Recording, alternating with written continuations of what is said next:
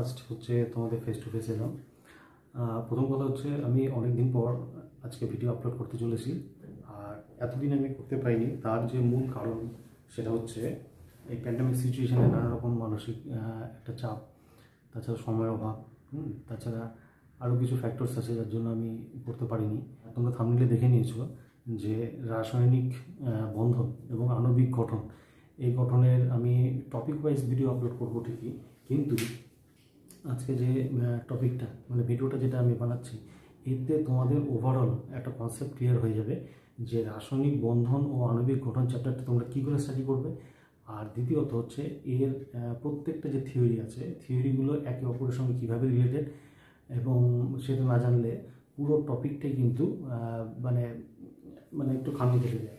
তাই এই ভিডিওটা আমি ভেবেছি অনেকদিন আগে যে প্রথমেই করব, কিন্তু তার আগে একটা আমি ভিডিও আপলোড করেছি, সেটা হচ্ছে আয়নীয় বন্ধন এবং তার আয়নীয় যৌগের গঠন সম্পর্কে। তো সেই ভিডিওটা অনেকেই লাইক করেছো, ভালো লাগে, সেটা থেকে আমি উৎসাহ পাই।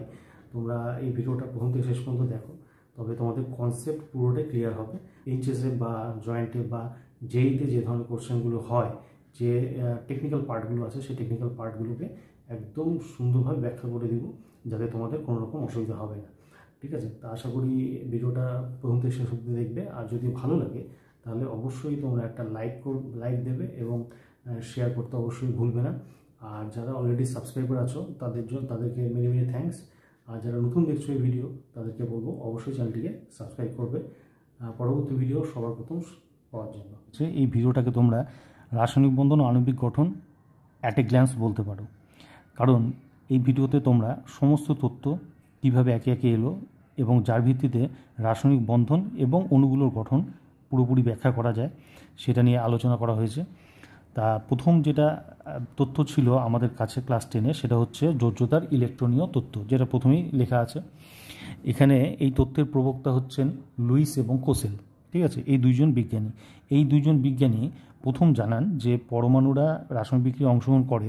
এর কারণ হলো তারা যোজ্যতা কক্ষের ইলেকট্রন সংখ্যা নিকটবর্তী নিষ্ক্রিয় গ্যাসের মতো বানাতে চায়। নিকটবর্তী নিষ্ক্রিয় গ্যাসগুলো যদি ইলেকট্রনিক কনফিগারেশন যদি দেখি, তাহলে দেখা যায় তাদের যোজ্যতা কক্ষে ইলেকট্রন সংখ্যা হচ্ছে 8 অথবা 2, মানে সেটা হিলিয়ামের ক্ষেত্রে 2। তাই 2 অথবা 8 করলে তারা স্থায়িত্ব লাভ করে, এবং স্থায়িত্ব লাভ করার জন্যই এই দুই বিজ্ঞানী বলেছেন তারা রাসায়নিক বিক্রিয়া করে।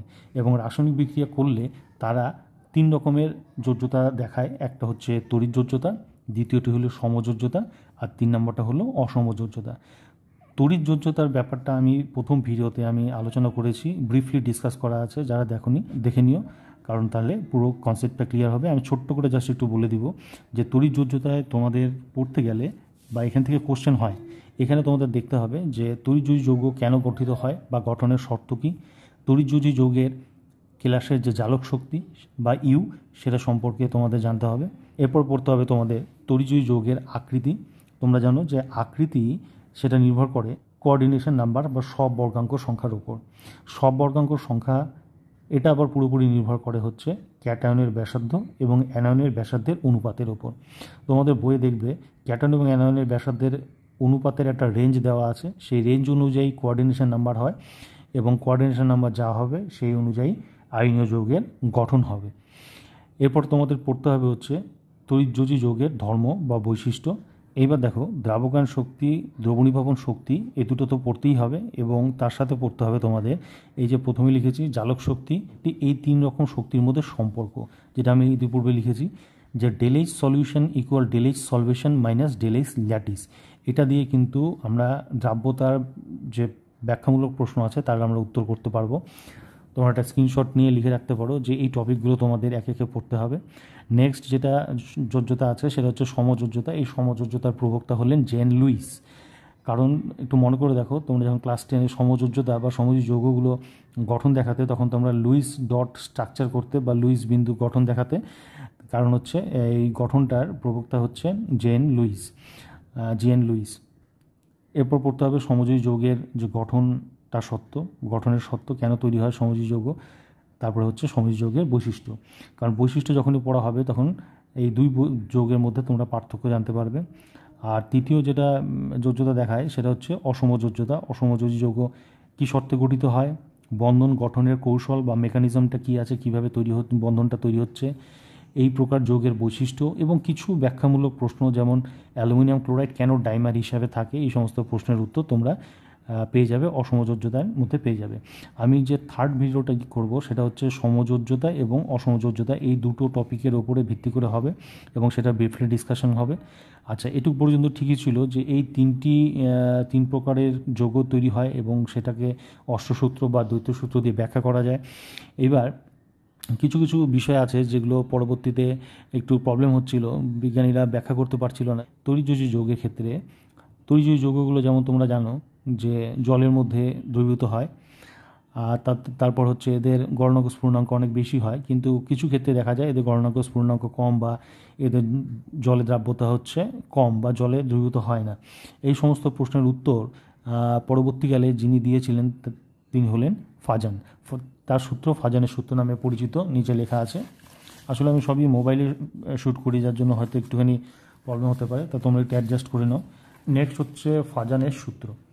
এই ফাজানের সূত্র প্রথম বলেছিল যে কোনো বন্ধনই কিন্তু 100% সেই ক্যারেক্টারে হয় না। অর্থাৎ আমি যদি তড়িৎযোজী যৌগ বলি, তাহলে তড়িৎযোজী যৌগের যে বন্ধন অর্থাৎ আয়নীয় বন্ধন, সেটা কিন্তু 100% আয়নীয় প্রকৃতির নয়, তার মধ্যে কিছুটা হলেও সমযোজ্যতা দেখা যায়। ঠিক আছে, এবার কি করে ব্যাপারটা বোঝালেন এইভাবে যে ক্যাটায়নগুলো যে থাকে সেই ক্যাটায়ন অ্যানায়নের ইলেকট্রন মেঘকে পোলারাইজ করে দেয়। এই পোলারাইজেশনের ফলে কিছুটা সমযোজী চরিত্র লাভ করে আয়নীয় যৌগটা। এটার উপরে ভিত্তি করে বিভিন্ন ব্যাখ্যামূলক প্রশ্নের উত্তর দেওয়া যায়, নিচে সেগুলো লেখা আছে, আমি একটু বলে দিব, তোমরা এইভাবে স্টাডি করবে। ফাজানের সূত্র থেকে মূল যেটা আমরা পাই সেটা হচ্ছে ক্যাটায়নের যে ধ্রুবায়ন ক্ষমতা, কতটা অ্যানায়নকে ধ্রুবায়িত করতে পারে, সেটাকে ফাই দিয়ে প্রকাশ করা হয় এবং সেটার মান নির্ভর করে ক্যাটায়নের চার্জ এবং ক্যাটায়নের ব্যাসার্ধ। এই যে সম্পর্কটা আছে, এই সম্পর্ক থেকে দুটো জিনিস ক্লিয়ার, যে ক্যাটায়নের ধ্রুবায়ন ক্ষমতা, ক্যাটায়নের চার্জ যত বেশি হবে ধ্রুবায়ন ক্ষমতা তত বেশি হবে। ক্যাটায়নের সাইজ যদি বড় হয় অর্থাৎ তার ব্যাসার্ধ যদি বড় হয় তাহলে ধ্রুবায়ন ক্ষমতা কম হবে। তাহলে এই কনসেপ্টটা নিশ্চয়ই ক্লিয়ার ফাজানের সূত্র থেকে। এবার দেখো কিছু প্রশ্নের উত্তর তোমরা এখন দিতে পারবে, এটাও আমি নেক্সট ভিডিওতে কিন্তু পুরোটা ব্যাখ্যা করে দিব। দ্রাব্যতা মানে জলের দ্রাব্যতা, কার সিলভারের বিভিন্ন যে হ্যালাইডগুলো আছে এদের দ্রাব্যতা বিভিন্ন, যেমন সিলভার ফ্লুরাইড জলে দ্রাব্য, তারপরে আস্তে আস্তে দ্রাব্যতা কমে যাচ্ছে। জলে দ্রবীভূত হয় কারা? আয়নীয় যৌগ, তার মানে এটা আয়নীয় যৌগ। আর একদম লাস্টেরটা যেটা আছে সেটা কিছুটা তার মধ্যে সমযোজী চরিত্র লাভ করেছে। এবার ফাজানের সূত্র দিয়ে একটু ব্যাখ্যা করার চেষ্টা করি যে সিলভার ক্যাটায়ন এবং ফ্লুরাইড অ্যানায়ন এবং আয়োডাইড অ্যানায়ন, এই দুটো অ্যানায়নের মধ্যে ফ্লুরাইড অ্যানায়নের সাইজটা অনেক ছোট, তাই সিলভার ক্যাটায়ন বেশি পোলারাইজ করতে পারে না, অর্থাৎ এটা আয়নীয় প্রকৃতিরই থাকে। কিন্তু আস্তে আস্তে যত আমি হ্যালাইডের আকার বৃদ্ধি দেখব, ক্লোরাইড তারপরে হচ্ছে ব্রোমাইড তারপরে হচ্ছে আয়োডাইড আকার ক্রমশ বৃদ্ধি পাচ্ছে, তত সিলভার ক্যাটায়ন অ্যানায়নের ইলেকট্রন মেঘকে পোলারাইজ করতে পারছে, অর্থাৎ তার মধ্যে সমযোজী চরিত্র বৃদ্ধি পাচ্ছে, যার ফলে জলে দ্রাব্যতা কমে যাচ্ছে। তাহলে আমি যদি দ্রাব্যতার এই যে ক্রমটা আছে এটা less than or greater than দিয়ে যদি বোঝানোর চেষ্টা করি, তাহলে আমাকে লিখতে হবে যে সিলভার আয়োডাইডের দ্রাব্যতার থেকে সিলভার ব্রোমাইডের দ্রাব্যতা বেশি, সিলভার ব্রোমাইডের থেকে সিলভার ক্লোরাইডের দ্রাব্যতা বেশি, আবার এটার থেকে সিলভার ফ্লুরাইডের দ্রাব্যতা বেশি। এই গেল দ্রাব্যতা সংক্রান্ত একটা প্রশ্ন, জলে দ্রাব্যতা। আরেকটা প্রশ্ন যেমন হয় পটাশিয়াম ক্লোরাইড এবং পটাশিয়াম আয়োডাইড, এই দুটো আয়নীয় যৌগের অ্যালকোহলের দ্রাব্যতা কেমন? পটাশিয়াম ক্লোরাইড এটা আয়নীয় প্রকৃতি, যার ফলে সমযোজী দ্রাবকে অর্থাৎ অ্যালকোহলে এর দ্রাব্যতা দ্রবীভূত হবে না বা দ্রবীভূত হলেও তার দ্রাব্যতা কম। পটাশিয়াম আয়োডাইড এটা আয়নীয় প্রকৃতির, আয়নীয় কিন্তু এর মধ্যে সমযোজী চরিত্র অনেকটা বেশি, যার ফলে ইহা অ্যালকোহলে দ্রবীভূত হয়। এই গেল দ্রাব্যতা। নেক্সট হচ্ছে কার্বনের যে যৌগগুলো আছে তাদের তাপীয় স্থায়িত্ব, অর্থাৎ কার্বনের যৌগকে যদি উত্তপ্ত করা হয় তাহলে তার থেকে কার্বন ডাইঅক্সাইড বেরোয় যায়, ঠিক আছে, এবং ধাতব অক্সাইড উৎপন্ন হয়। এবার আমি এখানে কতগুলো তিনটা আমি কার্বনেট লিখেছি, একটা হচ্ছে বেরিলিয়াম কার্বনেট, ম্যাগনেসিয়াম কার্বনেট এবং ক্যালসিয়াম কার্বনেট। এদের যদি আমি তাপীয় স্থায়িত্ব দেখি তাহলে বেরিলিয়াম এটা খুব ছোট ক্যাটায়ন, ম্যাগনেসিয়াম তার থেকে একটু বড়, ক্যালসিয়াম তার থেকেও বড় ক্যাটায়ন। এবার ক্যাটায়ন যদি খুব ছোট হয় তাহলে সেই ক্ষেত্রে পোলারাইজেশনটা খুব ভালো মতো করতে পারে, যার ফলে এটার মধ্যে সমযোজী চরিত্রটা বেশি। এটার মধ্যে মডারেট কিছুটা কম সমযোজী চরিত্র, আর ক্যালসিয়াম কার্বনেটের ক্ষেত্রে সমযোজী চরিত্র অনেকটাই কম, অর্থাৎ এটা আয়নীয় প্রকৃতির। তা আয়নীয় প্রকৃতির হলে তার স্থায়িত্বটা বেশি হয়। তাহলে বলা যায় যে ক্যালসিয়াম কার্বনেটের থেকে স্থায়িত্ব কম ম্যাগনেসিয়াম কার্বনেটের, তার থেকে স্থায়িত্ব কম হচ্ছে বেরিলিয়াম কার্বনেটের।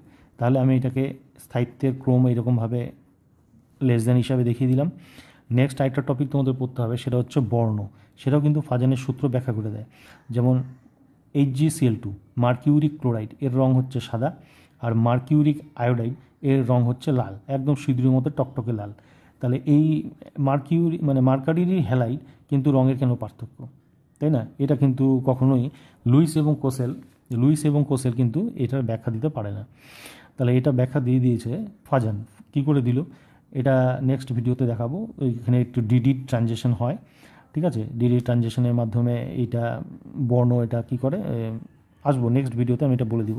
যাই হোক, এটা তোমাদের পড়তে হবে। নেক্সট হচ্ছে কিছু যৌগ তার অস্তিত্ব আদৌ হবে কি হবে না, বাস্তবে থাকবে কি থাকবে না, সেটাও ব্যাখ্যাও দিতে পারে। যেমন লিড ক্লোরাইড, মানে লিড টেট্রা ক্লোরাইড, আর হচ্ছে লিড টেট্রা আয়োডাইড, এই দুই যৌগ প্রথমটার অস্তিত্ব আছে, বাস্তবে পাওয়া যায়, তুমি কিনতে পারবে।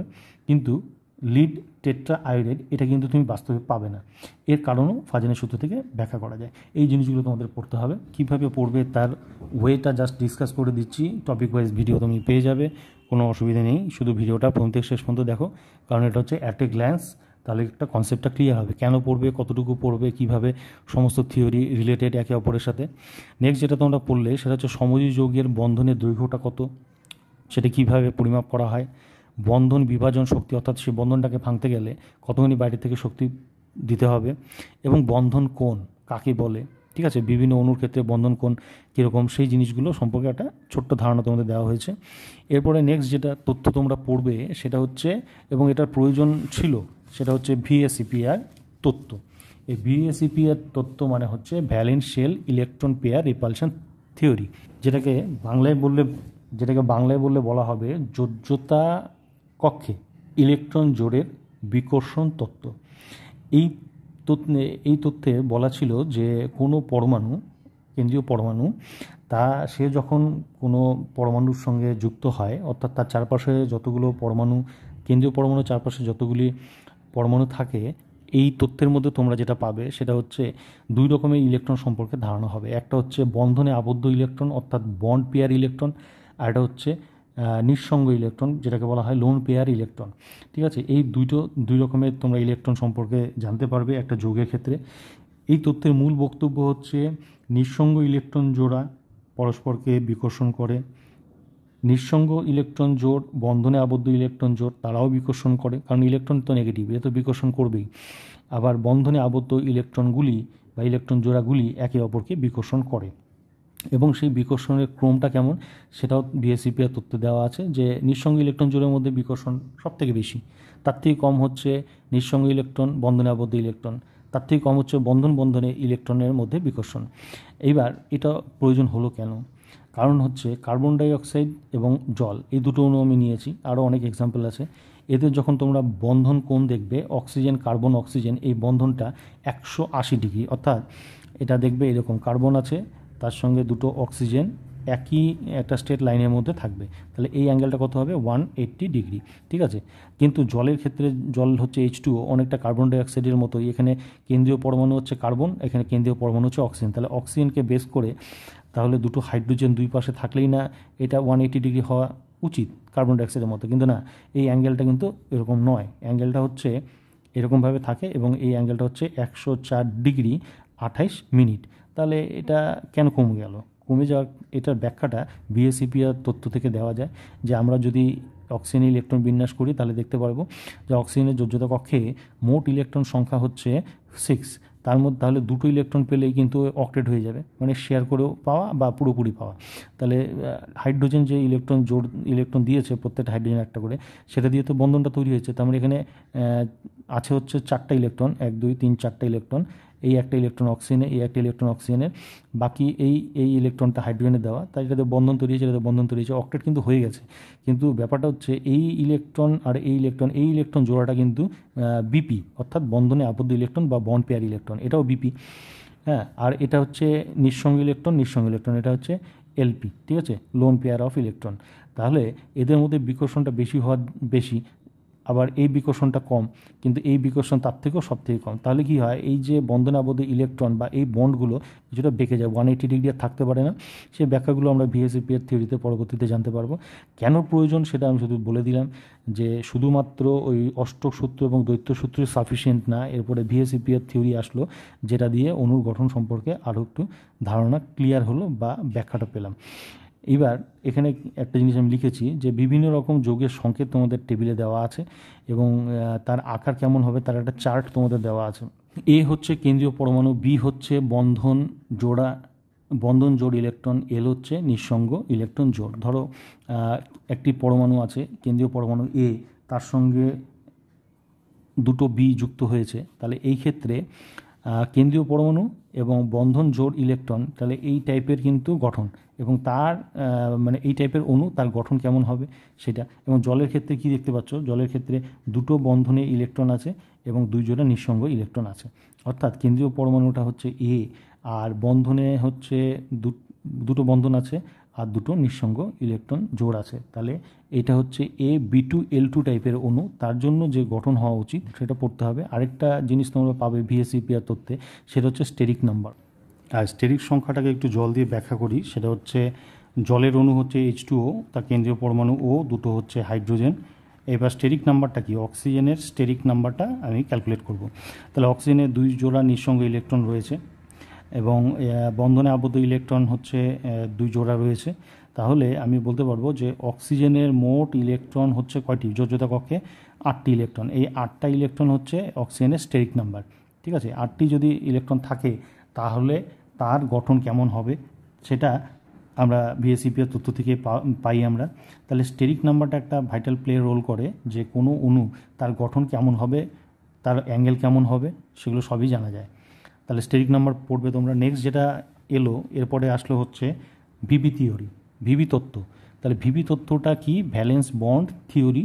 তাহলে এই থিওরিটা হিটলার এবং লন্ডন, এই দুজন বিজ্ঞানী কোয়ান্টাম তত্ত্বের উপরে ভিত্তি করে এটাকে প্রতিষ্ঠিত করেছেন, ঠিক আছে। পরবর্তীতে এই তত্ত্বটাকে আরও বেশি সমৃদ্ধ করেন বিজ্ঞানী পাউলিং এবং স্লেটার, এই দুজন বিজ্ঞানী। আসবো একে একে। এখানে এই তত্ত্বের মূল যে ব্যাপারটা সেটা হচ্ছে পারমাণবিক কক্ষকের অভিলেপনে বন্ধন সৃষ্টি হয়। কী ধরনের বন্ধন, সমযোজী বন্ধন তৈরি হয়। তাহলে আমরা সমযোজী বন্ধনের আগের যতটুকু কনসেপ্ট জানতাম, সেই কনসেপ্টটা কী ছিল, যে অক্সিজেন, এখানে হাইড্রোজেন, তাহলে লুইস ডট স্ট্রাকচারে কী ছিল, ধরো অক্সিজেনটা হচ্ছে 6টা ইলেকট্রন, তাহলে 1 2 3 4, এই যে 5, এই যে 6টা ইলেকট্রন, হাইড্রোজেনে একটা ইলেকট্রন, এই নিয়ে এরা বন্ড পেয়ার তৈরি করেছে, এই যে করেছে, এইভাবে এরা যুক্ত হয়ে H2O অণু তৈরি করেছে, ঠিক আছে। সাফিসিয়েন্ট ইনফরমেশন, যতখানি এটা যতদিন আগের ঘটনা তাতে এটা যথেষ্ট ছিল, কিন্তু সময়ের সঙ্গে সঙ্গে ধারণা অনেক চেঞ্জ হয়েছে এবং অনেক কিছু পাল্টেছে। এবার ভিবি থিওরি কিন্তু কখনোই আগের থিওরিকে কখনো ভুল বলে না, শুধু এই থিওরিটা আগের থিওরিগুলোকে অনেকটা বেশি কি বলা যায়, এটাকে মানে প্রসিদ্ধ করেছে, ঠিক আছে, অনেকটা ভালোভাবে এক্সপ্লেন করতে শিখিয়েছে। এখানে বলা ছিল যে অক্সিজেনের যে অরবিটাল থাকবে, পারমাণবিক অরবিটাল, এবং হাইড্রোজেনের যে অরবিটাল থাকবে, তাদের একটা অভিলেপন হবে। ধরো মনে করো আমি একটা পি অরবিটালের সাথে এস অরবিটালের অভিলেপন যদি দেখি, তাহলে এই হচ্ছে পি অরবিটাল, এ হচ্ছে এস অরবিটাল, এবং তাদের যখন অভিলেপন হবে তখন এই রকমভাবে অভিলেপন হলো। তাহলে এটা হচ্ছে এস আর পি, এই একটা অভিলেপন হয়ে গেল। আবার এই অভিলেপনটাকে অবশ্য আমরা সিগমা, মানে এই অভিলেপনের ফলে যে বন্ডটা তৈরি হচ্ছে সেটা হচ্ছে সিগমা বন্ড। আবার এমনও হতে পারে যে দুটো পি অরবিটাল আছে, এই একটা পি অরবিটাল আছে আর একটা পি অরবিটাল আছে, সেই পি অরবিটালটা এই দুটো অরবিটালের মধ্যে যখন অভিলেপন হবে, এমনও তো হতে পারে যেটা মুখোমুখি না হয়ে সেটা সাইড ওয়াইজও অভিলেপন হতে পারে। তাহলে এই যে অভিলেপনের ক্ষেত্র, তাহলে এই ধরনের অভিলেপনের ফলে যে বন্ড তৈরি হয় তাকে বলা হয় পাই বন্ড। তাহলে ভিবি থিওরি থেকে তোমরা দুটো জিনিস পেলে, মানে একটু কনসেপ্টটা পেলে যে সমযোজী যৌগের বন্ধনটা অ্যাকচুয়ালি কীভাবে হয়, পারমাণবিক যে অরবিটাল আছে সে বা কক্ষক আছে, সে কক্ষকের অভিলেপনের ফলে বন্ধনটা তৈরি হয়। দ্বিতীয়ত এই বন্ধন দুই রকমের হয়, একটা হচ্ছে সিগমা বন্ড আর একটা হচ্ছে পাই বন্ড। আর আরেকটা জিনিস জানতে পারবে, সেটা হচ্ছে আমি পরে ডিসকাস করব পরবর্তী ভিডিওতে, অবশ্যই দেখো, সেটা হচ্ছে সিগমা বন্ডের শক্তি কিন্তু পাই বন্ডের থেকে অনেকটা বেশি, ঠিক আছে, অর্থাৎ বন্ধনের দৃঢ়তা নিয়ে প্রশ্ন এখানে। তাহলে এই ছিল হচ্ছে বিবিধ তথ্য। তাহলে আমরা একে একে অনেকটাই কিন্তু যৌগের গঠন সম্পর্কে জানতে পারলাম, অনেক প্রশ্নের ব্যাখ্যাও দিতে পারবো। এরপরে তা সত্ত্বেও কিন্তু এই তথ্যগুলোর এতগুলো তথ্য থাকা সত্ত্বেও কিছু প্রশ্নের কিন্তু এখনও সমাধান হলো না। কেমন কিছু আমি দুটো এক্সাম্পল নেই, তাহলে বুঝতে পারবে। আমি এখন ব্যর্থতার দিকে আগাচ্ছি। সেটা হচ্ছে যে PCl3 ফসফরাস ট্রাইক্লোরাইড আর ফসফরাস ট্রাইক্লোরাইড, এই যে যৌগটা দেখতে পাচ্ছ, ফসফরাসের জানো তোমরা যোজ্যতা কক্ষে 5টি ইলেকট্রন থাকে, 1 2 3 4 5, এই 5টি ইলেকট্রন আছে। তা আমি লুইস ডট স্ট্রাকচার দিয়ে আপাতত বোঝানোর চেষ্টা করি। সেটা হচ্ছে 3টা ক্লোরিনের সাথে যুক্ত হয়েছে, তাহলে 3টা ক্লোরিনের যে একটা করে ইলেকট্রন সেটা ফসফরাস পরমাণুর সাথে সমযোজী বন্ধনে অংশগ্রহণ করেছে। এবার যদি বলা যায় যে ফসফরাসের মোট ইলেকট্রন, তাহলে কিন্তু নিজের 5টি এবং প্রত্যেক 3টা ক্লোরিনের একটি একটি করে মোট 3টি, তাহলে এটা অক্টেট হয়েছে। আবার প্রত্যেকটি ক্লোরিনের যোজ্যতা কক্ষে 7টি ইলেকট্রনে একটা ইলেকট্রন অংশগ্রহণ করেছে বন্ধনে, বাকি 6টা। এবার যদি আমি ক্লোরিনকে জিজ্ঞেস করি যে কটা এর যোজ্যতা কক্ষে ইলেকট্রন, তাহলে আনপেয়ার্ড ইলেকট্রন হচ্ছে নিঃসঙ্গ ইলেকট্রন হচ্ছে মোট 6টি আর বন্ধনে আবদ্ধ 2টি, তাহলে এই মিলে হচ্ছে অক্টেট হয়ে গেছে, ঠিক আছে। তাহলে এটা অক্টেট সূত্র দিয়ে ব্যাখ্যা করা যায়। কিন্তু এবার তোমরা বলো যে PCl5 যৌগটাও তো তৈরি হয়, অনেক ক্ষেত্রে কাজে লাগে, ঠিক আছে, এটা নিরোধক হিসাবেও কাজে লাগে। তাহলে এই ফসফরাস পেন্টাক্লোরাইড এই যৌগটা কী করে তৈরি হয়, এক্ষেত্রে কি অষ্টসূত্র দিয়ে ব্যাখ্যা করা যায়? দেখি। তাহলে ফসফরাসের যোজ্যতা কক্ষে জানি আমরা 1 2 3 4 5, 5টা ইলেকট্রন আছে। এবার 5টা ক্লোরিনের সাথে যদি যুক্ত হয় Cl Cl Cl, তাহলে এই ক্ষেত্রে ফসফরাসের স্টেরিক নাম্বারটা কত? স্টেরিক নাম্বারটা হচ্ছে 10, 5 2 10, কারণ 10টা ইলেকট্রন এসছে, ঠিক আছে, প্রত্যেকটা ক্লোরিনের থেকে একটি আর ফসফরাসের 5টি, তাহলে স্টেরিক নাম্বার 10, এটা ঠিক আছে। কিন্তু এবার তোমরা বলো যে এ কি অক্টেট হয়েছে? না, এ কিন্তু অক্টেট আর হয়নি, এ 10টা ইলেকট্রন হয়েছে যোজ্যতা কক্ষে, স্টেরিক নাম্বার 10। তাহলে এটা কেন হলো? অষ্টসূত্রে তো এটা সাপোর্ট করছে না। তাহলে এই ক্ষেত্রে অষ্টসূত্রে যা বলা ছিল যোজ্যতা কক্ষে 8টি ইলেকট্রন করবে, তার থেকে বেশি। তাহলে এই ধরনের যৌগ যেটা, সেটাকে বলা হয় হচ্ছে হাইপার ভ্যালেন্ট যৌগ। হাইপার ভ্যালেন্ট যৌগের উদাহরণ তোমাদের ক্লাস 11-এ চাবে, তার উদাহরণ তোমরা এটা দিয়ে একটু ব্যাখ্যা করে দিও। এবার চলে আসি আবার আরেকটি যৌগ যেখানে নাকি অষ্টসূত্রে ব্যতিক্রম ঘটেছে, যেমন BF3 বোরন ট্রাইফ্লুরাইড।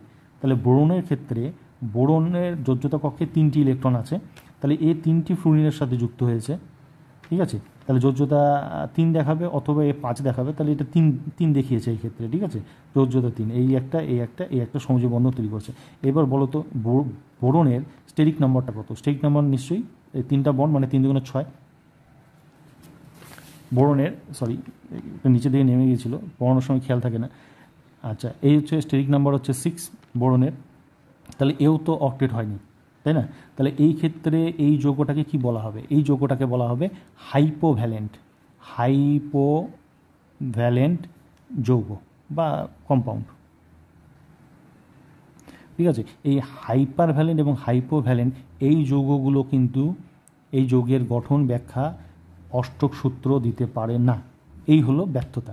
তাছাড়াও আরও কিছু ব্যর্থতা রয়েছে, যেমন আমরা কিছু অণুর আকৃতি, স্থায়িত্ব, গঠন, প্রক্রিয়া কী করে তৈরি হয় বা গঠনের কারণ, এগুলো কিন্তু আমরা জানতে পারি না আগের যে সমস্ত কনসেপ্ট ছিল সেই কনসেপ্ট থেকে।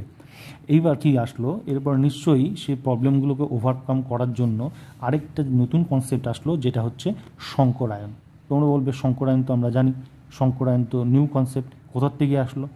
না, এটা অ্যাকচুয়ালি ভিবি থিওরি যেটা আমরা পড়েছিলাম, ভ্যালেন্স বন্ড থিওরি, সেই ভ্যালেন্স বন্ড থিওরিতে সেকেন্ড পয়েন্টে একটা লিখে রেখেছিলাম, যে বলেছিলাম যে ভিবি থিওরির প্রবক্তা হলেন হচ্ছে হিটলার এবং লন্ডন, এই দুইজন হচ্ছে ভ্যালেন্স বন্ড থিওরির প্রবক্তা, যেখানে কি করে ওভারল্যাপিং হয় এবং বন্ড তৈরি হয়, এই কনসেপ্ট আসলো। এবং এই তথ্যটাকে পরবর্তীতে আরও সমৃদ্ধ করে বিজ্ঞানী পাউলিং এবং স্লেটার। এবং পাউলিং এবং স্লেটার কী করে এটাকে সমৃদ্ধ করে, কোন কনসেপ্টটা নিয়ে আসলো ভিবি থিওরির মধ্যে? সংকরায়ন বা হাইব্রিডাইজেশন, এই কনসেপ্টটা নিয়ে এসে, এজন্য নিচে লিখেছি পাউলিং এবং স্লেটার। এখানে কনসেপ্টটা কি, যে বন্ধন গঠনকালে বিশুদ্ধ পারমাণবিক কক্ষক নয়, সংকর কক্ষকের অভিলেপন হয়। আমি যখন দেখালাম যে ধরো মিথেন নিলাম, CH4 মিথেন, তাহলে মিথেনের যোজ্যতা কক্ষে কয়টা ইলেকট্রন? 4টি ইলেকট্রন। আমরা যদি ইলেকট্রনিক কনফিগারেশন করি তাহলে 1:2:2 2p2। এই হচ্ছে কার্বনের ইলেকট্রনিক কনফিগারেশন, ঠিক আছে। এইবার দেখো এর যোজ্যতা কক্ষে এটা হচ্ছে কে শেল, এটা হচ্ছে এল শেল। যোজ্যতা কক্ষে 4টি ইলেকট্রন, অবশ্যই অক্টেট হওয়ার জন্য আরও 4টি ইলেকট্রনের প্রয়োজন আছে। যদি এটাকে অরবিটাল বক্স দিয়ে দেখাই আমরা, কার্বনের হচ্ছে 1s2 2s2 2p2, এটা কে শেল এল শেল। এল শেলে মানে যোজ্যতা কক্ষে 4টি ইলেকট্রন আছে, আরও 4টি ইলেকট্রনের দরকার আছে। এবার বক্স দিয়ে 2s2 আর 2p2, এটা 2s, এটা হচ্ছে 2p, বক্স দিয়ে আমি দেখালাম। তাহলে এখানে কী করে এ যোজ্যতা কক্ষে ইলেকট্রন 8 বানায়? 8 বানানোর উপায় হচ্ছে যে এস অরবিটাল এবং 3টি পি অরবিটালের মধ্যে একটা মিক্সিং হয়। তোমরা জানো 2s আর 2pর মধ্যে 2pর শক্তি বেশি। যখন 4টি হাইড্রোজেন পরমাণু আসবে, 4টি হাইড্রোজেন পরমাণু যখন আসবে, তারা তো ইলেকট্রন, কার্বনের 4টি ইলেকট্রন সঙ্গে যুক্ত হবে। কারণ সবকটি ইলেকট্রন শক্তি যদি সমান না হয়, তাহলে এমন তো হতে পারে যে যেগুলো শক্তি কম তার সঙ্গে যুক্ত হবে, যেগুলো শক্তি বেশি তার সঙ্গে যুক্ত হবে না। মানে জাস্ট আমি বোঝানোর জন্য বললাম। অ্যাকচুয়ালি কী হয়, এই হাইব্রিডেশন তত্ত্বে বলা হয়েছিল যে সর্বস্থ কক্ষের যে অরবিটালগুলো রয়েছে, সেই অরবিটালগুলোর মধ্যে কি হবে, শক্তির এক্সচেঞ্জ হবে। মানে যার শক্তি কম সে কিছুটা স্থায়ী মানে শক্তি লাভ করবে উচ্চ শক্তি সম্পন্ন অরবিটাল থেকে, আবার উচ্চ শক্তি সম্পন্ন অরবিটাল কিছুটা শক্তি লস করবে। অর্থাৎ তাদের মধ্যে একটা মিক্সিং হবে, 12,000 টাইপের হবে। কীরকমভাবে হয়, এইবার এই যে 2s একটা ইলেকট্রন, সেই ইলেকট্রনের একটা ইলেকট্রন, দুটো ইলেকট্রন, তার মধ্যে একটা ইলেকট্রন এটার প্রমোশন হবে, এটা প্রমোটেড হয়ে গিয়ে ধরো এটা হচ্ছে px, এটা py, এটা হচ্ছে pz এই ফাঁকা অরবিটালের মধ্যে চলে আসবে। এবং তারা কিন্তু সবাই একই স্পিনে থাকবে, সেম স্পিনে থাকবে। তা এইভাবে তারা 4টি সংকর অরবিটাল তৈরি করবে। এই দেখছো 4টি সংকর অরবিটাল তৈরি হলো। এবার 4টা হাইড্রোজেন প্রত্যেকে একটা একটা করে ইলেকট্রন সেখানে দিয়ে বন্ধন তৈরি করবে। বন্ধন তৈরি করবে। তাহলে এখানে যে ধরনের মানে সংকরায়ন হলো, সেখানে কিন্তু একটা এস অরবিটাল এবং 3টা পি অরবিটাল পার্টিসিপেট করেছে। এর জন্য এটাকে sp3 সংকরায়ন বা হাইব্রিডেশন বলে। তাহলে কয়টা, এটাও sp3 প্রকৃতির, এটাও sp3, এটাও sp3, এটাও sp3, ঠিক আছে।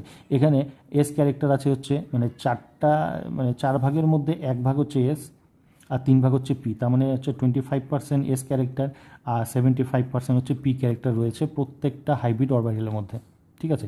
তাহলে এই হচ্ছে কনসেপ্টটা। ভিভি থিওরিটাকে অনেকটা বেশি সমৃদ্ধ করে দিল হচ্ছে সংকরায়ন। এবার কী কী ধরনের সংকরায়ন ঘটে সেগুলো সমস্ত কিছু পেয়ে যাবে। জাস্ট তোমরা একটু ডিটেলস দেখে নাও, তাহলে একটু কনসেপ্ট ক্লিয়ার হবে। sp3, sp2, sp, sp3d, sp3d2, sp3d3। শুধু একটা জিনিস মনে রাখবে, কোনো কেন্দ্রীয় পরমাণু ধরো এ যতগুলি পরমাণুর সঙ্গে যুক্ত হবে, যদি নিঃসঙ্গ ইলেকট্রন না থাকে, তাহলে ধরো সবকটা ধরো 60টির সাথে যুক্ত হয়েছে, এ বি 60টার সঙ্গে যুক্ত হয়েছে, তাহলে 60টি সংকর অরবিটালের মাধ্যমে 60টা বি এর সঙ্গে যুক্ত হবে এ। এবার 60টা সংকর অরবিটাল বানাতে গেলে হাইব্রিডাইজেশন যেটা লাগবে সেটা হচ্ছে sp3d3, কারণ p 3টে, d 3টে আর একটা s, এই টোটাল 60টা বিশুদ্ধ অরবিটাল থেকে 60টি সংকর অরবিটাল তৈরি হবে, ঠিক আছে। এই গেল। আরেকটা জিনিস তোমরা জানতে পারবে সংকরায়ন থেকে, সেটা হচ্ছে হাইব্রিডাইজেশন। যদি আমরা ক্যালকুলেট করতে চাই হাইব্রিডাইজেশন কী ধরনের হাইব্রিডাইজেশন আছে কিন্তু পরমাণুতে, তার যেটা ফর্মুলা হয়তো মনে থাকে না, তা আমি বলবো কোভিড-19 চলছে, এখন ভ্যাকসিনের খুব বেশি দরকার। তাহলে হাইব্রিডাইজেশন মানে হচ্ছে হাফ ভ্যাকসিন। কেমন? 1/2 ভ্যাকসিন মানে ভি মানে হচ্ছে কেন্দ্রীয় পরমাণু যোজ্যতা কক্ষে ইলেকট্রন সংখ্যা, মানে ভ্যালেন্স ইলেকট্রন, প্লাস এ হচ্ছে যদি সেটা স্পিসিসটা যদি অ্যানায়ন হয়ে থাকে, যেমন ধরো CO3 2- যদি অ্যানায়ন হয়ে থাকে, সেই অ্যানায়নের আধান তোমাকে লিখতে হবে। এক্স হচ্ছে কতগুলি একযোজী পরমাণু যুক্ত আছে, যেমন হচ্ছে আমি যদি লিখি CCl4, তাহলে CCl4-এ 4টি ক্লোরিন একযোজী পরমাণু যুক্ত আছে, তাহলে এক্সের ভ্যালু কত হবে? এক্সের ভ্যালু হবে 4। আর যদি সেটা ক্যাটায়ন হয়ে থাকে, সাপোজ যদি NH4+ যদি লিখি আমরা, তাহলে কেন্দ্রীয় পরমাণু নাইট্রোজেনের যখন হাইব্রিডেশন ক্যালকুলেট করব, এই পজিটিভ চার্জের জন্য এখানে -1 লিখতে হবে, একক পজিটিভ চার্জ, তাহলে এখানে -1। তাহলে ফর্মুলাটা এইভাবে মনে রাখবে যে hybridisation equal half of vaccine, half ভ্যাকসিনের অর্ধেক, ঠিক আছে। VAX সিন সি সিটা মাইনাস করে দিতে হবে, ঠিক আছে। তাহলে কেন্দ্রীয় পরমাণুর আমরা হাইব্রিডেশনটা বা সংকরায়নটা জানতে পারি। আর আরেকটা জিনিস জানতে পারবো, সেটা হচ্ছে কেন্দ্রীয় পরমাণুতে সবকটা ইলেকট্রনই যে বন্ধনে আবদ্ধ থাকে তা তো নয়, কিছু থাকে নিঃসঙ্গ ইলেকট্রন, যেমন জলের অণুর ক্ষেত্রে আমরা দেখেছি H2O, কিন্তু অক্সিজেনের 2 জোড়া নিঃসঙ্গ ইলেকট্রন জোড় রয়েছে, মানে 2টি নিঃসঙ্গ ইলেকট্রন জোড় রয়েছে। সেই নিঃসঙ্গ ইলেকট্রন জোড়ের সংখ্যা ক্যালকুলেট করা হয় এই ফর্মুলা দিয়ে, L মানে lone pair of electron equal hybridization minus x হচ্ছে কতগুলি একযোজী পরমাণু যুক্ত আছে কেন্দ্রীয় পরমাণুর সঙ্গে, মাইনাস ডি কতগুলি দ্বিযোজী পরমাণু যুক্ত আছে। তাহলে এই গেল হচ্ছে সংকরায়নের ব্যাপারটা। এটা কিন্তু ভিবি থিওরিটাকে অনেকটা বেশি প্রসিদ্ধ করেছে, ঠিক আছে। এবার তোমরা দেখো যে সংকরায়নের মাধ্যমে কি করে আমরা PCl5 অণুর কিভাবে উৎপন্ন হয় তার ব্যাখ্যা আমরা সংকরায়ন থেকে দিতে পারি। আমরা জানি যে ফসফরাসের পরমাণু ক্রমাঙ্ক হচ্ছে 15। এবার যদি আমরা এর ইলেকট্রনিক কনফিগারেশন করি, ইসি যদি করি, তাহলে এটা হবে হচ্ছে 1s2 2s2 2p6 3s2 3p3। এই হচ্ছে টোটাল 15টা ইলেকট্রন। তার মধ্যে যোজ্যতা কক্ষের ইলেকট্রন মোট কয়টা আছে? 5টা আছে। এবার যদি আমি এটাকে অরবিটালের মধ্যে যদি ইলেকট্রনগুলোকে দিয়ে দিই, তাহলে যেটা হয় 3s-এ 2টো ইলেকট্রন অপোজিট স্পিনে, আর 3p-তে আছে হচ্ছে 3টি ইলেকট্রন সেম স্পিনে। কিন্তু এই হচ্ছে যোজ্যতা কক্ষের ইলেকট্রন, দুটো ভিন্ন উপশক্তি স্তরে রয়েছে। এবার কথা হচ্ছে যে 3 নম্বর কক্ষে তো 3টি উপশক্তি থাকে না, 2টো উপশক্তি থাকে না, 3টি থাকে। আরেকটা কি, সেটা হচ্ছে 3D। তাহলে 3D রয়েছে কিন্তু তাতে একটিও ইলেকট্রন নেই। এবার কি হয়, এবার মনে করো যে ডি যে উপকক্ষ তার যে 5টা অরবিটাল থাকে, সেটা 5টা অরবিটাল কিন্তু ফাঁকা রয়েছে। এটা হচ্ছে গ্রাউন্ড স্টেট বা ভূমি স্তরে ফসফরাস অণু ইলেকট্রনিক কনফিগারেশন। এবার যখন এটা এক্সাইটেড স্টেটে পৌঁছাবে, উত্তেজিত অবস্থায়, তখন যেটা হয় সেটা হচ্ছে এর 1s-এর 2টো ইলেকট্রনের মধ্যে একটা ইলেকট্রন প্রয়োজনীয় শক্তি পরিবেশ থেকে, বা যদি আমরা বিক্রিয়াতে আমরা শক্তি দিয়ে থাকি, সেই শক্তি থেকে শক্তি সংগ্রহ করে এটা জাম্প করে চলে যাবে হচ্ছে 3D এই অরবিটালে চলে যাবে, 3D অরবিটাল। তাহলে কি দেখতে পাচ্ছ যে এসে একটি ইলেকট্রন, পিতে 3টি ইলেকট্রন এবং ডিতে হচ্ছে একটি ইলেকট্রন রয়েছে। এবার যখন এর হাইব্রিডাইজেশন হবে অর্থাৎ সংকরণ হবে, তখন একটি এস, 3টি পি আর একটা ডি, তাহলে এই হবে তার সংকরায়ন। যেহেতু PCl5 যৌগে ফসফরাস 5টি ক্লোরিনের সঙ্গে যুক্ত হবে, তাহলে ফসফরাসের 5টি সংকর অরবিটাল প্রয়োজন। তার জন্য একটা এস, 3টা পি এবং একটা ডি অরবিটালকে সংকরায়ন করাবে। তার ফলে এই 5টা হাইব্রিড অরবিটাল তৈরি হবে। এটা কি টাইপের? sp3d হাইব্রিড অরবিটাল তৈরি হবে। এই হাইব্রিড অরবিটালগুলোর মাধ্যমেই এ ক্লোরিন পরমাণুর সাথে যুক্ত হবে। তাহলে 5টি ক্লোরিন যদি থাকে, এই 5টি ক্লোরিনের প্রত্যেকে একটা করে ইলেকট্রন একটা করে অরবিটালে দিয়ে দিবে, দিয়ে এই PCl5 এই অণুটা তৈরি হবে। তাহলে আমরা PCl5 অণুর উৎপত্তি বা ইহা কী করে তৈরি হয়, বা এটা তৈরি হয় ঠিকই, কিন্তু এর যোজ্যতা কক্ষে তো 5টা ইলেকট্রন থাকে না, 10টি ইলেকট্রন থাকে। এই 10টি ইলেকট্রনের কারণ যে সেটা কিন্তু অষ্টসূত্র ব্যাখ্যা করতে পারে না। অষ্টসূত্রে বলা ছিল শুধুমাত্র 8টি হলে তাহলে সেটা স্থায়ী হবে, কিন্তু দেখা যায় যে ফসফরাসের যোজ্যতা কক্ষে 10টি আছে ইলেকট্রন, তাও কিন্তু এর স্থায়ী। তাহলে এই স্থায়িত্বের ব্যাখ্যাটাও করতে পারলো না, প্লাস হচ্ছে এর মানে অক্টেট কেন মানলো না সেটাও ব্যাখ্যা করতে পারলো না। এবার এটাকে ব্যাখ্যা করে দিল কে? সংকরায়ন। সংকরায়নটা এটা কমপ্লিট কনসেপ্টটা ক্লিয়ার করে দিল। এরপরে আরও কতগুলো জিনিস তোমরা পড়বে, যেমন হচ্ছে রেজোনেন্স পড়বে, দ্বিমেরু ভ্রামক বা ডাইপোল মোমেন্ট তোমরা পড়বে। আরেকটা জিনিস পড়বে সেটা হচ্ছে হাইড্রোজেন বন্ধন। 2 রকমের হাইড্রোজেন বন্ধন হয়, সেগুলো সমস্ত কিছুই আমরা পড়ব, আমি নেক্সট ভিডিওতে দেখাবো। আর এই জিনিসগুলো কি করে, এই জিনিসগুলো অণুগুলোর কিছু ধর্ম, সেটা ভৌত ধর্ম বা রাসায়নিক ধর্ম যেটাই হোক না কেন, 2 ধর্মকে সুন্দরভাবে ব্যাখ্যা করতে পারে যে কেন হচ্ছে, এই সমস্ত কারণগুলোকে ব্যাখ্যা করে। এরপরে যেটা আসবে, যেটা মডার্ন কনসেপ্ট, সেটা হচ্ছে এমও থিওরি। তাহলে আমরা পরপর যে থিওরিগুলো পড়লাম একবার বলে নিই। যোজ্যতার ইলেকট্রনীয় তত্ত্ব, যেটা ক্লাস 10-এও ছিল, ওটা প্রথম পড়লাম। তারপরে আমরা ফাজেনের সূত্র পড়লাম, VSEPR থিওরি আসলো, ঠিক আছে, ভিবি থিওরি আসলো। ভিবি থিওরিটা সমযোজী যৌগটা কী করে তৈরি হয়, অর্থাৎ বন্ধনটা কী করে তৈরি হয় সেই জায়গাটা আমরা দেখলাম। নেক্সট আমরা অনেক কিছু ব্যর্থতা দেখলাম, হাইপোভ্যালেন্ট এবং হাইপারভ্যালেন্ট যৌগ। তারপরে সংকরায়ন কনসেপ্টটা চলে আসলো।